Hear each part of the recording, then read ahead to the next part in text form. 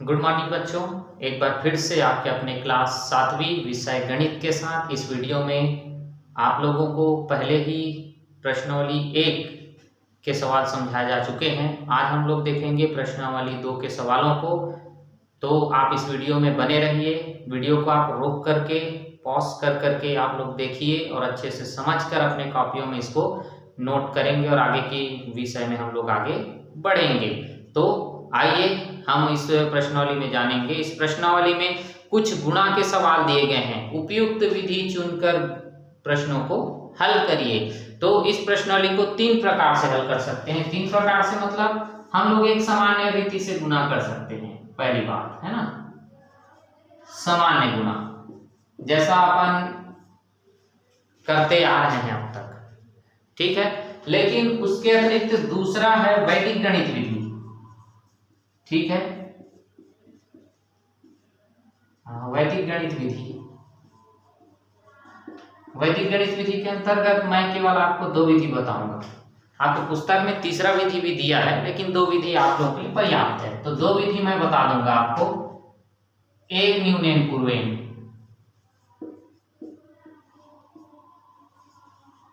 एक न्यूनेन पूर्वेन, और दूसरा रहेगा एक आधिकेन,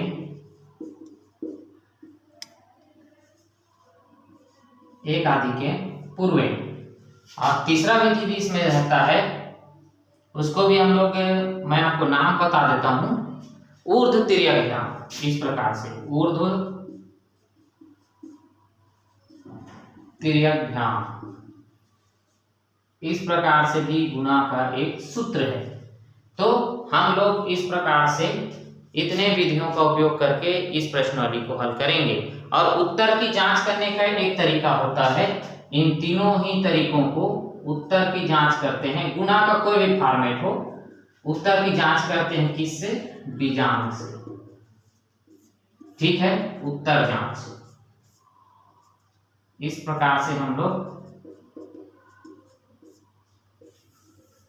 बीजांक से उत्तर की जांच करते हैं। तो मेरे हिसाब से शायद इतनी बातें समझ में आ चुकी हैं। तो आइए हम प्रश्नावली की ओर चलते हैं। जैसे पहला सवाल वहां दिया गया है 25 गुना 29। तो मेरे साथ आप लोग इस वीडियो में बने रहें। तो अभी हम लोग देखेंगे उस सवाल को हल करके 25 गुना 29। इसको हम लोग सामान्य विधि से हल करेंगे। चलिए पहला सवाल 25 गुना 29। आप लोग इसको हल कर सकते हैं। जैसे आप लोग हल करते हैं, पहले एक संख्या का गुना फिर दूसरी संख्या का गुना। तो 9 पंचे 45 का 5, हासिल में 4, और 9 दूनी 18, 18 4 कितना हो जाएगा? 22 हो गया पहला लाइन। और 2 पंचे 10 का 0, हासिल में 1, और 2 दूनी 4 और 1 5। इस प्रकार से 5 2 7, मतलब अतः गुणनफल एक समान विधि से गुना हो गया ना। अतः गुणनफल 725, ये हमारा क्या कहलाएगा? आंसर। लेकिन उत्तर की जांच करनी है हमें।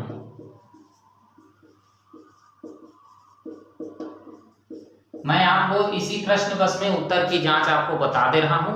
इसके बाद हम लोग उत्तर की जांच को और दोबारा नहीं बताऊंगा मैं अभी, है ना, इस वीडियो में। क्योंकि आगे यही विधि हम लोग हर गुना के सवालों पर उत्तर की जांच करने के लिए अपनाने वाले हैं, ठीक है। उत्तर की जांच कैसे करेंगे?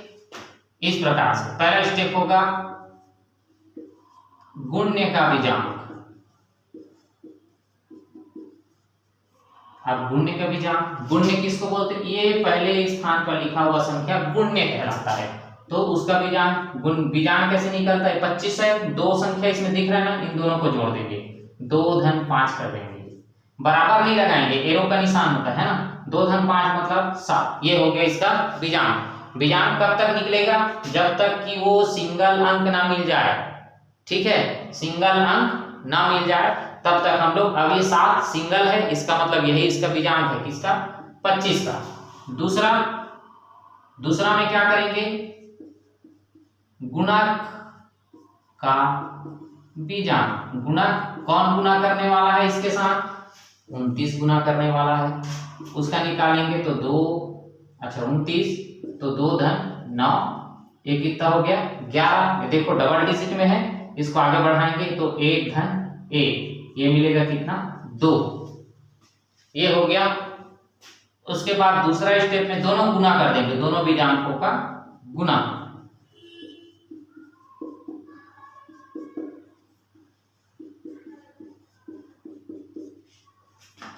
कितना हो जाएगा, इसको अपन कर सकते हैं 7 गुना 2 मतलब ये हो जाएगा 14। अब इसका बीजांक निकालेंगे तो क्या निकलेगा 1 धन 4, इसका मतलब ये क्या आएगा 5। इसको याद रखेंगे मतलब ये दिख रहा है उसमें, ये महत्वपूर्ण है। आइए उसके बाद हम लोग देखते हैं तीसरे स्थान पर गुणनफल का बीजांक।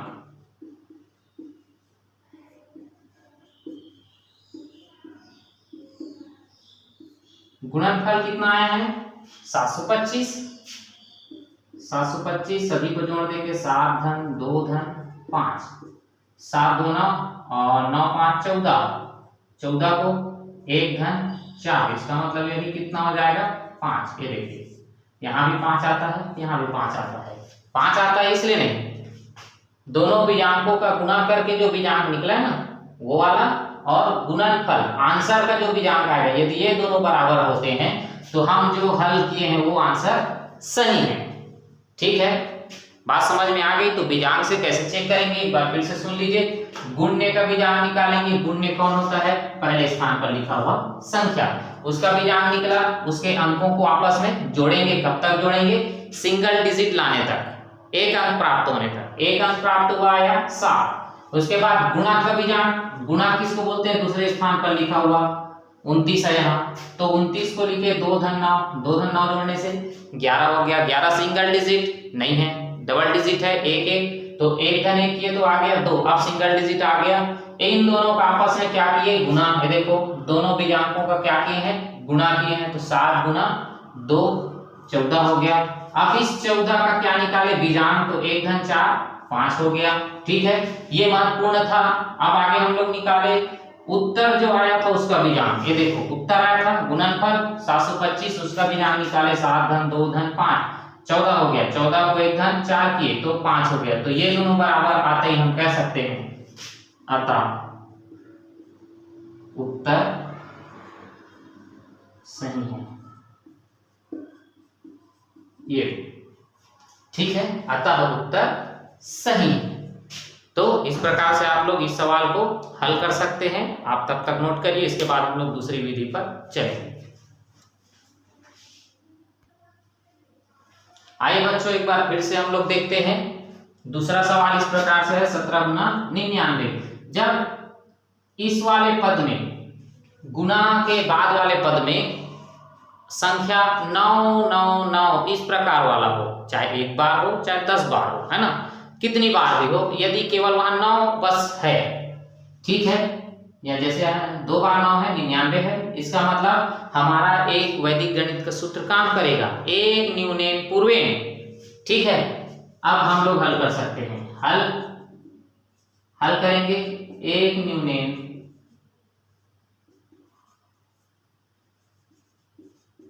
पूर्वेन विधि से। ये देखिए एक न्यूनेन पूर्वेन विधि से करेंगे तो क्या हो जाएगा, इसको हम लोग लिख सकते हैं 17 गुना 99। एक मिनट, 17 गुना 99, इसको 2 भागों में बांट लेंगे। इतना ठीक है, 17 गुना 99 2 भाग में बांट लिए। एक न्यूनेन पूर्वेन मतलब एक न्यून करना है, एक कम करना है, एक कम करना है किस पर, पूर्व के पद में, इस वाले पद में। ठीक है, पहले वाले पद में कितना कम करना है, 1, तो अभी कितना है यहाँ 17 है, 17 में 1 कम करेंगे तो क्या हो जाएगा, वो 16, कम करके यहाँ लिख देना है। ठीक है, अब देखिए कम करने के बाद तो लिख दिए, लेकिन अगले हिस्से में भी आंसर आना है, तो उसको कैसे करेंगे, 99 में से हम 16 घटा देंगे, यहाँ जो भी रहेगा, यहाँ जो भी आया रहेगा उतने से घटाएंगे। 9 में से 6 कितना बच गया, 3, 9 में से 1 8, अतः गुणनफल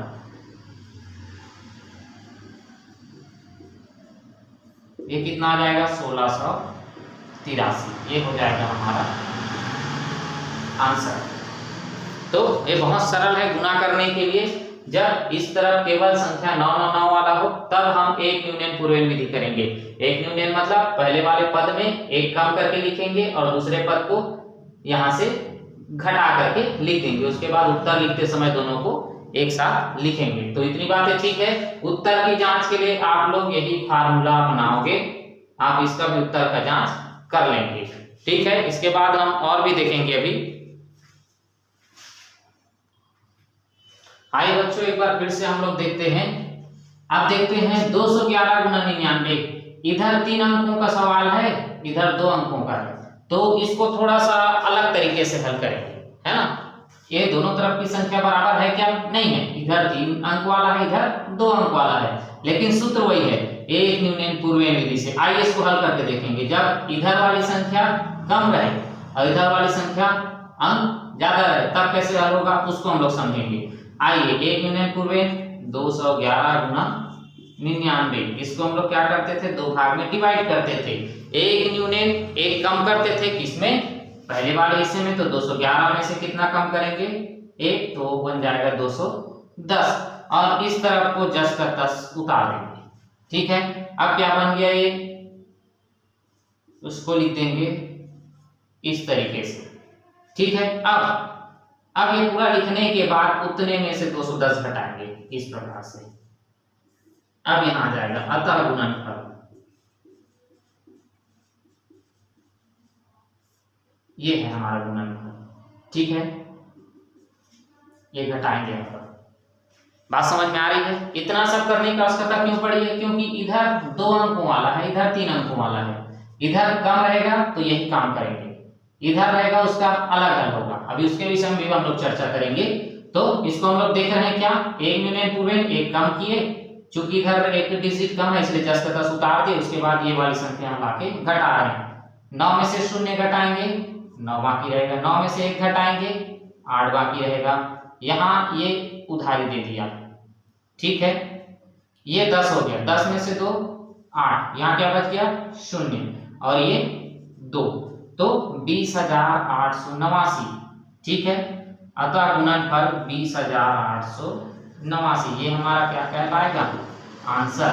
ठीक है, आप उत्तर की जांच इस विधि से कर सकते हैं। अब इसको समझेंगे, इस बात समझ में आ गया है। जब इधर की संख्या कम रहे तो कैसे हल करेंगे, लेकिन यदि ऐसे रहे 34 गुना 999, ये देखो इधर 2 अंक है, इधर 3 अंक है, तो इसमें करना कुछ नहीं है, सामने शून्य लगा करके जैसा पहला विधि हल किए थे अपन इस विधि से, एक यूनियन पूर्वेन से, वैसा ही हम लोग नॉर्मली हल कर देंगे और उत्तर की जांच यही विधि हम लोग अपनाएंगे। तो ये हो गया 2 विधि से आपको गुणा करना। तीसरी विधि में हम इसके बाद अभी देखेंगे, आप तब तक इनको नोट करिए। आइए बच्चों एक बार फिर से हम लोग देखते हैं इस प्रश्नावली का अंतिम विधि का गुणा, है ना। आइए, अगला वाला है 98 गुना 92। ये देखिए, इनके इकाई में 2 है, इनके इकाई में 8 है, इन दोनों का योग कितना होता है 10। जब इस प्रकार के इकाई का, दोनों इकाई का योग हो जाता है 10, तब हम लोग विधि इस्तेमाल करते हैं। कौन सा विधि? एक आधिकेन पूर्वेन, ऐसा एक आधिकेन पूर्वेन विधि से। देखो पहले कौन सा हल किए थे, एक न्यूनेन पूर्वेन, लेकिन आप कौन सा इस्तेमाल करेंगे, एक आधिकेन पूर्वेन। आइए इस विधि में कैसे करते हैं, इस विधि की पहचान पता चल गया, दोनों इकाइयों का योग कितना होता है 10 होता है, तब हम लोग कह सकते हैं कि ये एक आधिकेन पूर्वेन विधि से बनेगा। जबकि एक न्यूनेन के लिए क्या होना चाहिए, गुणा का दूसरा हिस्सा 9 वाली संख्या हो, है ना, 9 9 9 9 इस प्रकार से वो डिजिट बना हो। तो हम अभी इस विधि में है, चलिए इसको भी हम लोग 98 गुना 92, इसको भी 20 से ऐसे बांट देंगे। अब मैं इसका थोड़ा फार्मूला आपको लिख दे रहा हूं, है ना। कैसे हो जाएगा फार्मूला, इस वाले हिस्से में हो जाएगा इकाई का गुना इकाई से। बात समझ में आ गई, इकाई का गुना इकाई से। जैसे इसका इकाई 8, इसका इकाई, ये दोनों क्या है, इकाई है, इकाई का गुना 8 दूनी 16। कंफर्म हो गया। इकाई का गुना इकाई से इस हिस्से में लिख देंगे 8 दूनी 16। अब यहाँ क्या कर सकते हैं, इसको समझेंगे। दहाई धन 1 गुना दहाई, ये देखो इतना करना है बस। दहाई धन 1, इसका दहाई कितना है 9, तो मैं लिख सकता हूं यहाँ 9 धन 1 कितना हो गया ये 10 गुना, ये देखो गुना फिर इस वाले का दहाई भी कितना है 9 है, तो 10 निया कितना हो जाएगा यहाँ 90। तो अतः गुणनफल क्या मिल जाएगा हमें, अतः गुणनफल 9016। तो ये शायद समझ में आ गया है कैसे करना है। इसमें इकाई इकाई का गुना करके लिख देना है और इसमें दहाई धन 1, पहले वाले दहाई की संख्या में कितना जोड़ना है 1 जोड़ना है, जोड़ते ही अगले वाले की दहाई से क्या कर देना है गुना कर देना है। ये हो गया केवल 2 अंक वाला सवाल। जब आपके पास 3 अंक वाला सवाल आएगा तो उस समय आप क्या करेंगे, थोड़ा सा उसको भी इधर समझ लेंगे। 3 अंक का सवाल जैसे आपके पास आता है 314 गुना 316, ये देखो 314 गुना 316। तो देखिए पहला सर 4 धन 6 करेंगे तो कितना आएगा 10 आएगा। तो इस विधि से सवाल हल हो सकता है, लेकिन इकाई में हमेशा 1 अंक होता है, ठीक है। तो इकाई इकाई का गुना यहाँ भी 6 चौक कितना हो जाएगा 24। लेकिन दूसरे आते ही आप लोग क्या करेंगे, ये देखो यहाँ पर हम लोग लिख तो दिए दहाई धन 1 गुना दहाई, यहाँ के लिए दहाई आप इन बचे हुए दोनों संख्याओं को मानोगे, ठीक है। दहाई के लिए दोनों संख्याओं को मानोगे तो 31 में 1 जोड़ देंगे तो ये हो जाएगा 32 और उधर का दहाई कितना है 31, इनका गुना करके हम लोग लिख सकते हैं कितना हो जाएगा इनका आपस में गुना, ये हो जाएगा 32 और 3 दूनी 6 3 तिया 9, तो 2 9 9, इस प्रकार से 9 9 2, तो कंप्लीट गुणनफल निकल आएगा इस प्रकार से 99,224। ये इसका आंसर बन जाएगा जब 3 अंकों का हो। इकाई में 1 अंक लेना है, दहाई में 2 अंक लेना है, बाकी सूत्र वही है। आप लोग उत्तर की जांच इस विधि से करेंगे, ठीक है। तो शायद सभी को ये पूरे सवाल समझ में आ गए हैं। आपके प्रश्नावली 2 में 15 सवाल हैं, आप सभी को हल करें। जो जिस विधि से बनने लायक सवाल हैं आप उनको उसी विधि से हल करेंगे, और जो भी बातें समझ में नहीं आ रही हैं आप हो सकता है वीडियो को रोक करके आप लोग देखें तो समझ में आए। यदि नहीं आता है तो आप व्हाट्सएप पर आप अपना डाल दीजिए समस्या को, हम उस पर अगले वीडियो में चर्चा करेंगे, ठीक है। आप लोग अध्याय खत्म करिए और हम लोग अगले दिन अध्याय 2 में प्रवेश करेंगे। परमेय संख्याओं के रूप में हम लोग वहां पढ़ेंगे, तो तब तक आप लोग इसको कंप्लीट करिए। Okay, thank you.